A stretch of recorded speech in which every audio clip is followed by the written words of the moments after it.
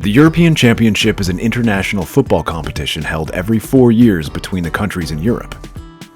It's the most popular and most watched continental football competition in the world since its inception in 1960, and only 10 different countries have been able to get their hands on the trophy. For context, there are 52 European countries and only 10 have been able to lift this trophy. One of those 10 countries doesn't even exist anymore. Anyways, the 2004 edition is currently going on in Germany, and there's been a lot of buzz around it, as expected. Many of us believe that the hosts, Germany, are clear favorites, but there are those who say Spain just edges them and will end as champions.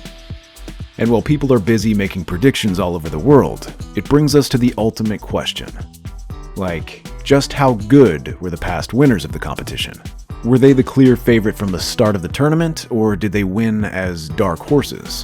Which one among them had it easy, and which ones had to pull off last-minute comebacks? Well, you're in luck. Because in this video, you will learn all there is to know about the winners of the last 10 Euro Championships, and just how good their campaigns really were. So let's blast off with one of the competition's most famous successes, Euro 1984, as France, who also happened to be the hosts, won the whole thing with sheer dominance. At the time, the only 8 countries that took part in the tournament were Spain, Yugoslavia, Romania, West Germany, Portugal, Denmark, Belgium, and France. Going into the tournament, France were in excellent form with the talents of the Ballon d'Or holder at the time, Michel Platini, on lock.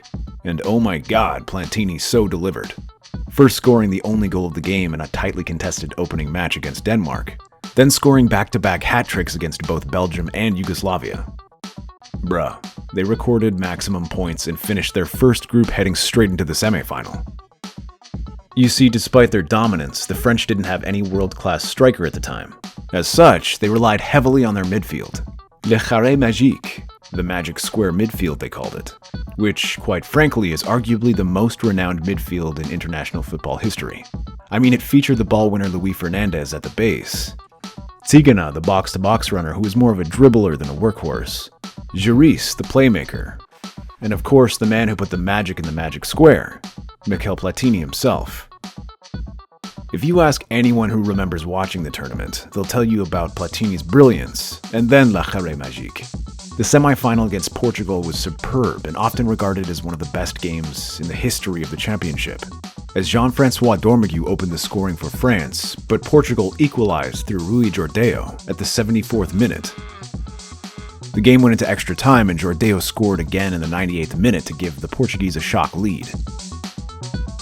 And then, with just 6 minutes left, Dormeuil equalized for the French, before Platini clutched the game from the penalty spot at the dying moment, registering his 8th goal of the tournament. Yes, 8 goals in 4 games. Magic Platini. Anyways, the final was unremarkable. Spain was overtly defensive, but Platini found a way with a free jack just before the hour mark. France also got a red card and Spain couldn't capitalize on it. Then on the 91st minute, just 2 minutes before the final whistle, Bruno Ballon buried all hopes for Spain with a delightful chip, leading to France's first international trophy, with an extra sprinkle of achieving this one on home territory. But not all Euro winners have been dominant or clear favorites from the start of their campaigns. Take Euro 2016 for instance, where Portugal, even with the formidable Cristiano Ronaldo at his peak, faced an unexpectedly challenging journey. Despite being in a seemingly easier group with Iceland, Austria, and Hungary, their path to the title was anything but straightforward. Their campaign began with a surprising draw against Iceland, and just when you thought that they would get back on board and come back stronger in their next game against Austria, they couldn't even find the back of the net with Ronaldo, who was meant to be the savior of the team, missing an important penalty that could have won them the game. Pressure started mounting on Portugal as it looked like they could face an early exit at the group stages. The final game of the group stage for Portugal was rather thrilling and perhaps one of the most interesting games of the tournament. A 3-3 draw in which Ronaldo scored a brace. Despite not winning any games so far, Portugal advanced to the knockout stages as one of the best third-placed teams. With 3 match days and 0 wins, the football world had completely written off Portugal. Heading into the round of 16 without a victory, many believed Portugal was underperforming. And they were right. Their struggles persisted against Croatia, with neither team scoring until the 117th minute of extra time. Just when it seemed the match would go to penalties, Ricardo Quaresma scored the decisive winner, tapping in a rebound from Ronaldo's attempt and securing Portugal's place in the next round. The quarterfinals was another struggle to survive type of game as they faced Poland and conceded an early goal through Robert Lewandowski. Portugal battled and were eventually able to equalize through a goal from young star Renato Sanchez. The game remained 1-1 till the penalty shootout where Portugal held their nerves and won 5-3, advancing to the semi-finals despite their struggles throughout the campaign. The semi-final was their most convincing victory, and it was against a much weaker Wales, who quite frankly pulled more than their weight in the tournament. Portugal won 2-0 with goals from Ronaldo and Nani, securing their spot in the final against host and competition favorite, France. Hold on. France were more than clear favorites, having won every single game in their tournament, outclassing even Germany in the semifinals to secure their spot. The finals kicked off as expected. Both sides were formidable, but France was clearly dominating. Things went from bad to worse for Portugal when they lost Cristiano Ronaldo to a knee injury early in the game. Despite this setback, Portugal displayed determination and resilience, with Ronaldo offering support from the sidelines. After a goalless 90 minutes, the match went into extra time. In the 109th minute, substitute Ader, who had struggled throughout the tournament, became the unlikely hero. He struck a powerful shot from outside the penalty area, beating Hugo Lloris and securing a 1-0 victory for Portugal. This unforgettable campaign saw Portugal defy the odds to achieve their first ever major international trophy. Talking about the Euro Championship winners and not mentioning Spain's triumph in 2008 would be a blunder to the football gods. From 2008 to 2012, Spain set and broke numerous records. They became only the second team to win all their group stage matches and the tournament, matching France's 1984 achievement. Additionally, Spain was the first team since Germany in 1996 to win the tournament undefeated. Their dominance during this period is a testament to their exceptional squad and style of play. Their campaign started strongly as they demolished Russia 4-1, with David Villa bagging a hat-trick. Russia pulled one back late on, but Cesc Fabregas came on to complete the scoring. Spain went on to qualify from the stages as group winners after beating both Sweden and Greece 2-1 each. Under the management of Luis Aragonés, Spain became practically unbeatable with their unique play style. Tiki-taka, which has since become one of the most renowned tactical approaches in football. Their strategy involved keeping possession for the majority of the game, minimizing opponents' chances. With players like Xavi, Iniesta, and David Silva, masters of possession and game dominance, Spain's execution of tiki-taka was superb and highly efficient. They were paired against Italy in the quarterfinals, and even though the Spaniards clearly played better football, they struggled to break down the world champions' defense. After a goalless draw, a penalty shootout was needed, with Iker Casillas emerging as the hero by saving twice. In the semi-finals, Spain faced Russia again, winning 3-0 but losing their top scorer David Villa to injury, and away they went into their first final in 24 years. They had to play the final without David Villa, and it kind of showed as they started rather poorly, with Germany having several early attacks. However, it was Spain that ended up breaking the deadlock in the 33rd minute through Fernando Torres. And that ended up being one of the only goals of the game, as Spain went on to secure their second Euro title. And that, my friends, was the beginning of the greatest period of dominance in international football, as the Spanish football team went on to win the 2010 World Cup and the Euro again in 2012, making it the only time in European Championship history where the title was successfully defended despite having a different manager, and missing out on the talents of Carlos Puyol and targetman David Villa due to injuries. Nevertheless, many people predicted Spain were going to be the clear winners of the tournament considering their recent successes and dominance over national football, and of course, Spain did not disappoint. They finished top of Group C with a draw against Italy and wins against Croatia and Ireland. As exciting and dominating as Spain were, the media and people started branding them as boring and dull, attacking-wise. They played too many passes and mostly created chances and scored goals. This was further proved in the quarterfinals where Spain defeated France 2-0 thanks to a Xabi Alonso brace. And aside from the early and last-minute goals, the majority of the game was boring. The semi-final was even worse. A goalless draw against Portugal, and Spain had to win on penalties. Spain had formed the most complete team of all time in national football, which was being labeled dull and boring.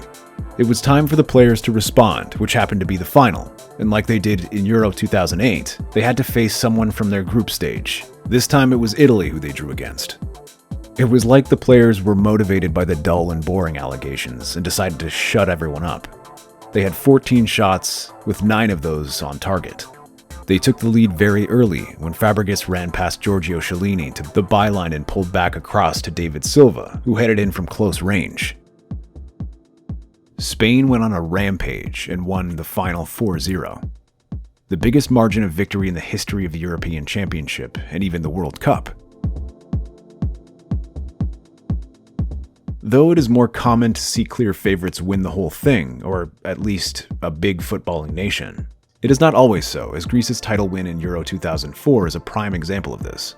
No one expected anything from Greece in 2004, especially not the 2-1 win over hosts Portugal in the opening match of the tournament. Before 2004, Greece had only qualified for 1 Euro in 1980. The football world was stunned when they held Spain to a draw, and despite a loss to Russia, they scored second place in their group, just behind Portugal. Their unexpected performance shocked many, setting the stage for one of the most remarkable underdog stories in football history. Everyone started taking Greece a bit more seriously when they pulled off a big upset by beating defending champions France, who had stars like Zidane and Henry in their ranks. They continued their historic campaign as they also cruised past Czech Republic with a 1-0 win in extra time thanks to Traian Ozdelo's silver goal. A team expected to bow out in the group stages were now in the final of the Euro, but they faced a familiar foe, Portugal, the hosts, who were out for revenge after losing 1-0 to Greece in the opening game. Cristiano Ronaldo, Luis Figo, and company attacked and dominated possession, but once again, sturdy defending and goalkeeping from Greece kept the hosts off the scoreboard. Just before the 1 hour mark, Greece earned a corner kick, which Angelo Charistias scored. And even the most frantic finale in front of passionate home support could not break the resistance Rehagel had diligently striven for in the Greek team. Greece won the match 1-0 and were crowned European champions, a title they were given a 150-1 chance of winning before the tournament. All of Greece's wins in the knockout stage came in identical manners. 0-1 wins, with the goal almost always being a header off a cross from the right wing. Portugal became the first host nation to lose in a European Championship final, before France became the second host nation to follow in their footsteps in 2016. And you wouldn't guess what team defeated them. Portugal. Ironic, isn't it? Greece's journey was very remarkable and enviable by other smaller footballing nations. But 8 years prior to Greece's astonishing title run, there was Czech Republic, who almost did something similar. So, it was the Czech Republic's first major international tournament since the dissolution of Czechoslovakia. They beat Italy, Portugal, and France to get to the finals, but sadly, not all fairy tale runs end as well as Germany. The eventual winners were too strong for them.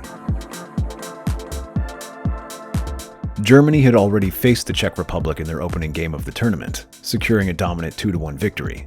They continued to lead their group and advanced to the quarterfinals, where they defeated Croatia. In the semi-final, they triumphed over England in a penalty shootout. Facing the Czech Republic again in the final, Germany equalized with a 73rd minute header from substitute Oliver Bierhoff after conceding a penalty. In extra time, under the golden goal rule, Bierhoff scored again, clinching Germany's third Euro title. From the story so far, which of these teams do you think is the strongest, or which team do you think will win in the face-off?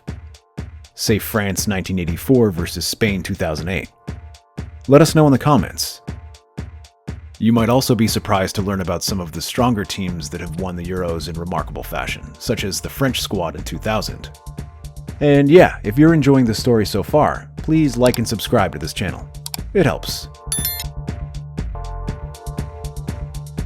France won their second Euro championship in the year 2000, 16 years after their first Euro title. If you remember the part where France was mentioned during Greece's story, then you'll remember how I made mention of them being defending champions with Zidane and Henry in their ranks. Having won the World Cup on their own turf 2 years before the Euro in 1998, the French came to Euro 2000 with a singular objective: to set a football precedent by adding the Euro trophy to their global crown, and they did not disappoint. France's Euro 2000 squad was stronger and more experienced all-round than their World Cup winning one, built around Laurent Blanc, Marcel Desailly, and Didier Deschamps, and the excellence of a peaking Zinedine Zidane. France were drawn in Group D alongside the Netherlands, Denmark, and the Czech Republic. France ended the group stage as runners-up to the Netherlands, and defeated Spain in the quarter-finals before progressing to the final with a victory over Portugal in the semi-final after a golden goal from Zinedine Zidane. The football in the final external was not quite as brilliant as much of what had gone on before, but it was certainly breathless, and the conclusion was pure drama. With 90 minutes played, Italy looked set for glory thanks to Marco Del Vecchio's 55th minute finish. But France would not be denied, and substitute Sylvain Wiltord struck to send the game to extra time, during which David Trezeguet rifled in a golden goal to ensure France's place in football history. A tournament France clinched by the help of golden goals. I always like to imagine how different football would be right now if the golden goal rule was still in place. The Netherlands' Euro 1988 victory remains special, as it's their only major tournament success to date. Remarkably, none of the Dutch squad had played in a major tournament before heading to West Germany for Euro 88. They were in the same group as the Soviet Union, who they faced again in the final after losing to them in the opening match. Wins over England and Ireland secured their spot in the semifinals. Remember, it was a tournament of just 8 teams back then. There they defeated hosts Germany to set up a rematch with the Soviet Union. Marco van Basten's iconic volley sealed a 2-1 victory, earning the Netherlands their first European Championship title. 4 years later, Denmark shocked Europe by winning Euro 92, despite not being regular contenders on the world stage. Drawn in Group 1 with England, France, and hosts Sweden, they opened with a 0-0 draw against England. After a 1-0 loss to Sweden, their chances seemed slim. However, Denmark pulled off a 2-1 upset against France, while England lost 2-1 to Sweden. Denmark advanced to the semi-finals where they faced reigning champions, the Netherlands. After a 2-2 draw, Denmark won 5-4 on penalties, securing their place in the final against Germany. Denmark ultimately triumphed, completing their fairy tale run.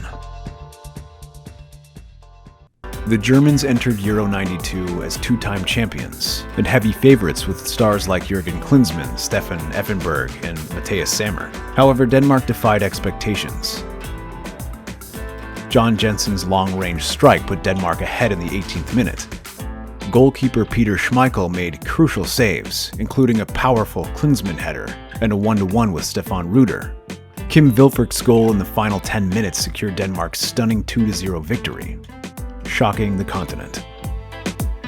As Euro 2024 unfolds, defending champions Italy are already out, having lost to Switzerland. Italy's performance has declined since their Euro 2020 triumph, where they powered through the group stages and won against Austria and Belgium before beating Spain and England on penalties to claim their second European title, thanks to Gigi Donnarumma's heroics. Who do you think will win? Could any of the previous 10 Euro champions win if they were competing now? Share your thoughts in the comments. And if you're still hungry for more, this video on your screen is perfect, I promise.